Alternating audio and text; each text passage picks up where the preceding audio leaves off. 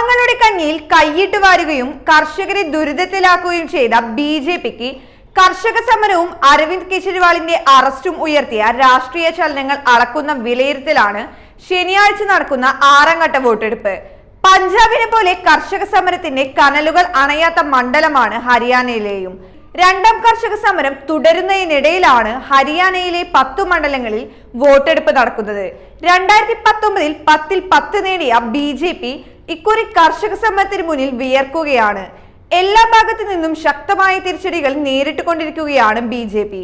ഇതിനിടെ തടി രക്ഷിക്ക തിരഞ്ഞെടുപ്പിന് തൊട്ടുമുമ്പ് ബിജെപിയുമായുള്ള കൂട്ടുകെട്ട് വെട്ടിയെങ്കിലും ജെജെപിക്കും രോഷത്തിൽ നിന്ന് രക്ഷയില്ല.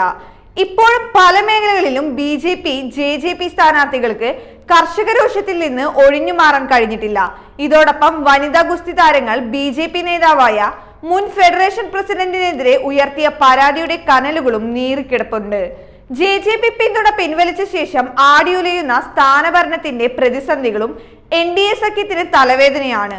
ഈ കലക്കവെള്ളത്തിനിടെ മീൻ പിടിക്കാനുള്ള തന്ത്രമൊരുക്കിയാണ് കോൺഗ്രസ് കളത്തിലിറങ്ങിയിരിക്കുന്നത്. അംബാനിയുടെയും അദാനിയുടെയും ആഗ്രഹങ്ങൾ പൂർത്തിയാക്കുന്നതിന് വേണ്ടിയാണ് മോദി പ്രവർത്തിക്കുന്നത്. രാജ്യത്തിന്റെ സമ്പാദ്യങ്ങളായ റെയിൽവേയും തുറമുഖങ്ങളും വിമാനത്താവളങ്ങളുമെല്ലാം അവർ അദാനിക്ക് നൽകി കഴിഞ്ഞു.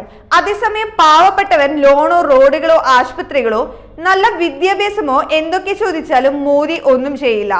ദൈവം നേരിട്ടയച്ചൊരാൾ സമ്പന്നർക്ക് വേണ്ടി മാത്രം നല്ലത് ചെയ്യുന്നത് വിചിത്രമായ കാര്യമാണ്. കൂടുതൽ വാർത്തകൾ അറിയുവാനായി ഈ ചാനൽ സബ്സ്ക്രൈബ് ചെയ്ത് ഫോളോ ചെയ്യുക.